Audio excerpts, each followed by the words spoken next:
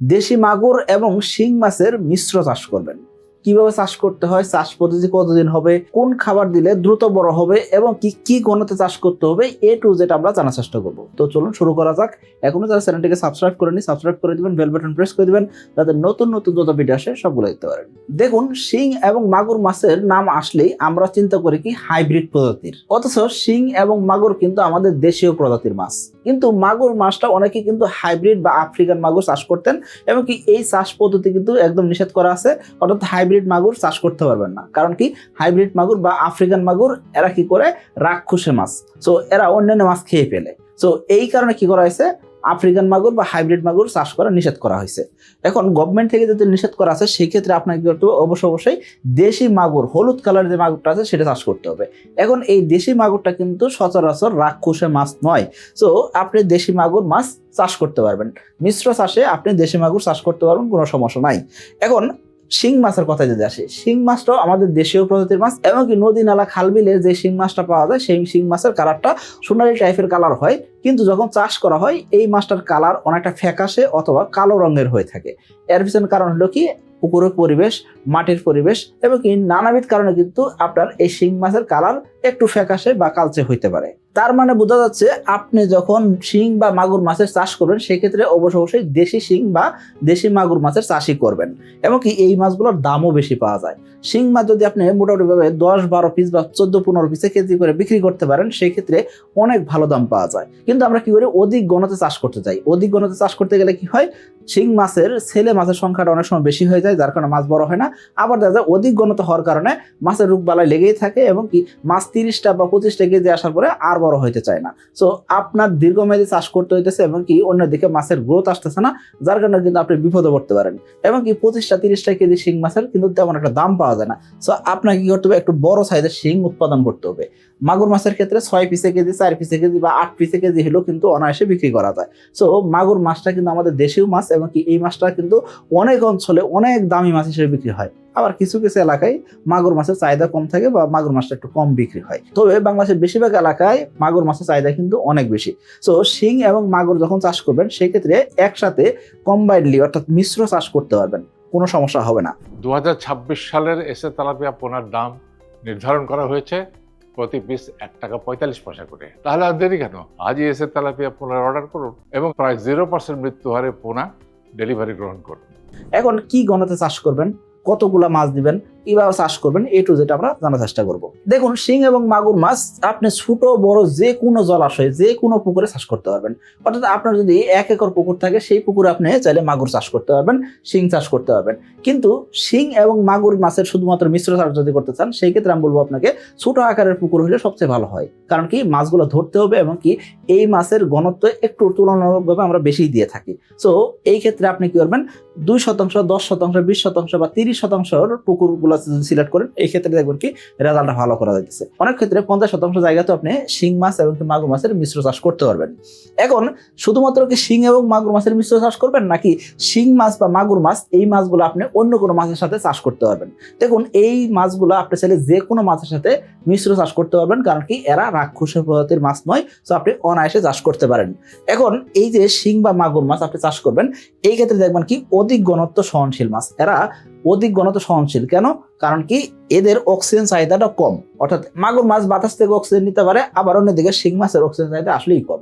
So যার কারণে আপনি অনায়াসে অধিক ঘনত্বে চাষ করতে পারবেন। শিং এবং মাগুর মাছের যদি মিশ্র চাষ করেন, সেক্ষেত্রে ঘনত্বের দিকে অবশ্যই খেয়াল রাখতে হবে। যদি অধিক ঘনত্বে চাষ করেন, সেক্ষেত্রে সময় বেশি লাগবে, ঝুঁকি বাড়বে। সো এই দিকগুলো মাথায় রাখতে হবে। সো আমরা ঘনত্বের ব্যাপারে অবশ্যই আসবো, তার আগে আমরা একটু দেখবো যে এই মাছ চাষের আদর্শ সময় কখন। এই যে এপ্রিল মে মাস, অর্থাৎ যখন বৈশাখ জ্যৈষ্ঠ মাস শুরু হয়, ওই সময়টা আপনি পোনা সংগ্রহ করলে, নতুন বোনাতে চাষ শুরু করলে সবচেয়ে ভালো হয়। এখন আপনি বলতেন, ভাই এখন তো আগস্ট মাস চলে, এই আগস্ট মাসে কি আমরা শিং মাগুরের মিশ্র চাষ করতে পারবো কিনা? হ্যাঁ, আপনি চাইলে করতে পারবেন, তবে ঘনত্বটা কম রাখতে হবে। অধিক ঘনত্বে চাষ করা যাবে না, কারণ কি শীতের আগে এই মাছটা বিক্রি হবে না। আপনাকে চাষ করতে হবে লম্বা সময় ধরে, অর্থাৎ 7-8 মাস কম করে হলেও সময় লাগে। শীতকাল পাইলে সেই ক্ষেত্রে আরো 2 মাস সময় বাড়তি লাগবে। এই দিকটা মাথায় রেখে আপনাকে চাষে আসতে হবে। এই যে শিং বা মাগুর চাষ করবেন, সেই ক্ষেত্রে এই মাছগুলো খায় কখন, কি খাবার খায়। এই যে শিং মাগুর আপনি যখন চাষ করবেন, মিশ্র চাষ করলে সেই ক্ষেত্রে এই দুইটা মাছই কিন্তু নিশাচর মাছ, যেহেতু সেক্ষেত্রে আপনি অবশ্যই এই মাছগুলোকে রাতের বেলা খাবার দিবেন। অর্থাৎ নিশাচর মাছগুলো কি করে, রাতের বেলা খাবার খাইতে পছন্দ করে, দিনের বেলা তেমন একটা খাবার খাইতে চায় না। সো শুরুর অবস্থায় অবশ্যই আপনাকে রাতের বেলা খাবার দিতে হবে। রাতের বেলা যে খাবার দিবেন, কয় বেলা খাবার দিবেন, অবশ্যই 2 থেকে 4 বেলা খাবার দিবেন। সন্ধ্যার সময় একবার দিলেন, রাতে 10টা 11টা একবার দিবেন, আরেকবার আপনি চাইলে ভোরবেলা দিতে পারেন। এইভাবে খাবার দিতে পারেন। আর মাছ যখন একটু বড় হয়ে যাবে তখন আস্তে আস্তে দিনের বেলা খাবার খাওয়ানোর অভ্যাস করে নিতে পারেন।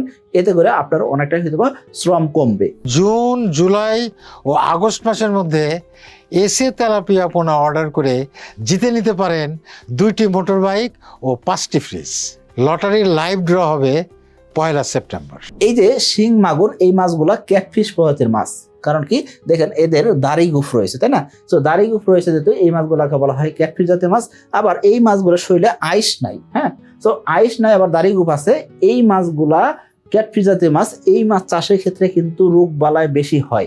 কি কারণে? কারণ কি আপনি যখন অধিক ঘনত্বে চাষ করবেন, তো এই জন্য ঘনত্বটা সঠিক রাখা জরুরি। যদি আপনি মাগুর মাছের একক চাষ করেন সেই ক্ষেত্রে শতাংশে আপনি 400 করে মাগুর দিতে পারেন। আর যদি আপনি চিন্তা করেন আমি শিং মাছের একক চাষ করব, সেই ক্ষেত্রে শুরুর দিকে আপনি 1500 থেকে 2000, সর্বোচ্চ 2000 পর্যন্ত আপনি মাছ দিয়ে চাষ করতে পারেন একক চাষে শিং মাছের ক্ষেত্রে।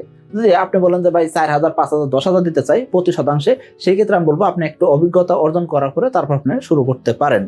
এখন শিং এবং মাগুর মাছের কম্বাইন বা মিশ্র চাষ করবেন, এই ক্ষেত্রে ঘনত্ব কি হবে? এই ক্ষেত্রে মাগুর মাছের সংখ্যা আপনি বেশি রাখবেন নাকি শিং মাছের সংখ্যা বেশি রাখবেন, সেটা আপনার সিদ্ধান্ত নিতে হবে। এখন যদি বলেন যে ভাই আমি মাগুর মাছের সংখ্যা বেশি রাখতে চাই, সেই ক্ষেত্রে আপনি প্রতি শতাংশে মোটামুটি 200 পিস মাগুর মাছ দিতে পারেন। পাশাপাশি আপনি 500 থেকে 600 পিস শিং মাছ দিতে পারেন। আবার আপনার কাছে মনে হলো কি আমি কি করব, শিং মাছের সংখ্যা বেশি রাখবো, সেই ক্ষেত্রে আপনি প্রতি শতাংশে 1000 থেকে 1200 পিস শিং মাছ দিতে পারেন। আর এর সাথে আপনি 100 পিস মাগুর মাছ চাষে দিতে পারেন প্রতি শতাংশ জায়গা বা প্রতি ডেসিমেল জায়গাতে। এই ঘনত্বে চাষ করলে আশা করা যায় ঘনত্ব বেশি হবে না এবং কি রোগ ব্যাধি তেমন একটা হবে না। কিন্তু যদি অধিক ঘনত্বে চাষ করেন সেই ক্ষেত্রে কিন্তু রোগবালাই হওয়ার সম্ভাবনা অনেক বেড়ে যায়। এখন এই যে মাছ চাষ করবেন সেই ক্ষেত্রে খাবার দিবেন কি, কোন খাবারটা দিতে হবে? অবশ্যই 30% প্রোটিন আছে কম করে হলো এই ধরনের খাবার দিতে হবে। শুরুর দিকে 35% আশেপাশে প্রোটিনযুক্ত খাবার দিতে হবে। একটা ছোট মাছ যখন সংগ্রহ করছেন, এই পোনাগুলা 1 ইঞ্চি, 1.5 ইঞ্চি, 2 ইঞ্চি সাইজের পোনা সংগ্রহ করবেন, বেশি বড় সাইজের পোনা সংগ্রহ করবেন না। এতে করে কিন্তু পরিবহনে পোনা মারা যেতে পারে, অন্যদিকে আপনার খরচ বাড়তে পারে, অর্থাৎ পোনার দাম বেশি হবে। সো আপনি কি করবেন, অবশ্যই আপনি নিজের নার্সারি করে কাটাই করে মাছগুলো চাষে দিতে পারেন, সবচেয়ে ভালো হয়। কারণ কি আপনি যখন মাছ চাষে দিবেন সেই ক্ষেত্রে ছেলে শিং মাছের সাইজ কিন্তু ছোট থাকে, অর্থাৎ 30 গ্রাম 35 গ্রাম ওজন হওয়ার পর্যন্ত আর বড় হতে চায় না। আর যখন মেয়ে শিং মাছ চাষ করবেন সেক্ষেত্রে মহিলা শিং মাছ 100 গ্রাম 120 গ্রাম ওজন হয়ে যায়, কোনো সমস্যা হয় না। অর্থাৎ মহিলা শিং মাছের ওজন বেশি হয়। এই জন্য আমাদের কি করতে হবে, চাষের ক্ষেত্রে শিং মাছের অবশ্যই মহিলা শিং মাছ চাষের প্রাধান্য দিতে হবে। এখন এই যে আপনি চাষ করতেছেন, শুরুর দিকে আপনি কি করলেন, 35% প্রোটিনযুক্ত খাবার দিলেন। এই খাবারটা আস্তে আস্তে 30-32% প্রোটিনযুক্ত খাবার দিয়ে চাষ শেষ করতে হবে। কারণ কি এই মাছগুলো ছোট প্রজাতির মাছ, সো আপনাকে অবশ্যই শিং মাগুর চাষের ক্ষেত্রে দামি খাবারটাই দিতে হবে। খাবারটা ভাসমান হবে নাকি ডুবন্ত হবে, অবশ্যই ভাসমান খাবার দিয়ে চাষ করতে হবে। এতে করে রোগ ব্যাধিটা অনেকটাই কম হয়। এই যে শিং মাছ চাষ করবেন বা মাগুর মাছ চাষ করবেন সেই ক্ষেত্রে 7 থেকে 8 মাস কম করে চাষ করতে হবে। কেউ যদি আপনাকে বলে 3 মাস 4 মাসে উৎপাদন হয়ে যাবে, এটা আসলে ভুল ধারণা। আপনাকে অবশ্যই লম্বা সময় ধরে চাষ করতে হবে। বিশেষ করে মাগুর মাছের ক্ষেত্রে মাগুর মাছের সাইজ আসলো ঠিক আছে, কিন্তু কালার আসে নাই। কালার না আসলে মাছ বিক্রি হতে চায় না। আপনি যে এরকম উজ্জ্বল হলুদ কালার নিয়ে আসতে চান সেই ক্ষেত্রে আপনাকে অবশ্যই 7 থেকে 8 মাস প্রতিপালন করতে হবে, না হলে এই মাগুর মাছের কালারটা আসবে না। শিং মাছের ক্ষেত্রে শিং মাছ যত বড় সাইজ হবে তত ভালো দাম পাওয়া যায়। সো ভালো দাম পাইতে এলে অবশ্যই আপনাকে বড় সাইজ করতে হবে। জুন, জুলাই ও আগস্ট মাসের মধ্যে এসএ তেলাপিয়া পোনার অর্ডার করে জিতে নিন 2টি মোটর বাইক ও 5টি ফ্রিজ। লাইভ ড্র অনুষ্ঠিত হবে 1 সেপ্টেম্বর 2026। এরপরে আসেন এই যে মাছ চাষ করবেন সেই ক্ষেত্রে একক চাষে কিন্তু ঝুঁকি বেশি। সো এই জন্য বলবো একক চাষ না করে আপনি কি করতে পারেন, বাংলা মাছ চাষ করতেছেন, তেলাপিয়া চাষ করতেছেন, পাঙ্গাস চাষ করতেছেন, তার ভিতরে আপনি চাইলে কি করতে পারেন, কিছু শিং বা কিছু মাগুর মাছের আপনি মিশ্র চাষ করতে পারেন। আবার আপনি চিন্তা করছেন কি শিং এবং মাগুর মাছেরই মিশ্র চাষ করবেন, সেই ক্ষেত্রে কিন্তু চাষ করতে পারেন ঘনত্ব যেটা বললাম, এই ঘনত্ব চাষ করলে ইনশাল্লাহ আশা করা যায় রোগ ব্যাধি কম হবে। অন্যদিকে আপনার পুকুর ব্যবস্থাপনার দিকে ভালোভাবে নজরদারি রেখে চাষ করতে হবে, ইনশাল্লাহ আশা করা যায় এতে করে আপনার মাছ চাষটা সহজ হবে, নিরাপদ হবে এবং কি লাভজনক হবে। আমরা হাজার হাজার খামারি ভাইয়ের সাথে কথা বলি, প্রতিদিন অসংখ্য খামারি ভাই আমাদের ফোন দিয়ে থাকেন, তাদের মাছের রোগ ব্যাধি থেকে শুরু করে নিয়ে মাছ চাষের যাবতীয় তথ্য উপাত্ত আমাদের থেকে সংগ্রহ করে থাকেন। কি কারণে? কারণ কি আমরা এই জিনিসগুলো ফ্রিতে দিচ্ছি। সো আমি বলবো আপনাকে আপনার মাছ চাষটা সহজ হোক, এটা আমরা চাই। আর যদি আপনি এসে তেলাপিয়া চাষ করেন সেই ক্ষেত্রে কিন্তু আবার গাইডলাইন বইও ফ্রি পাচ্ছেন। এর পাশাপাশি যে কোনো প্রয়োজনে আপনি তো ফোন দিতে পারতেছেনই, পাশাপাশি প্রতি 10 দিন অন্তর অন্তর আমাদের কোম্পানি থেকে কিন্তু আপনাকে ফোন দিয়ে খোঁজ রাখা হবে যে আপনার মাছ চাষটা সঠিক আছে কিনা, সঠিক পথে আছেন কিনা, সঠিক নিয়মে চাষ করতে পারতেছেন কিনা, কোনো প্রকার সমস্যা আছেন কিনা। সো এই সকল জিনিস কিন্তু আপনি পাইতেছেন কি এক ছাতার নিচে। কোথায়? সাকিব এগ্রোটেক প্রাইভেট লিমিটেড কোম্পানিতে। সো আমি বলবো আপনাকে স্ক্রিনে যে নাম্বার আছে সেই নাম্বারে যোগাযোগ করতে পারেন। সকলে ভালো থাকবেন, সুস্থ থাকবেন। আসসালামু আলাইকুম।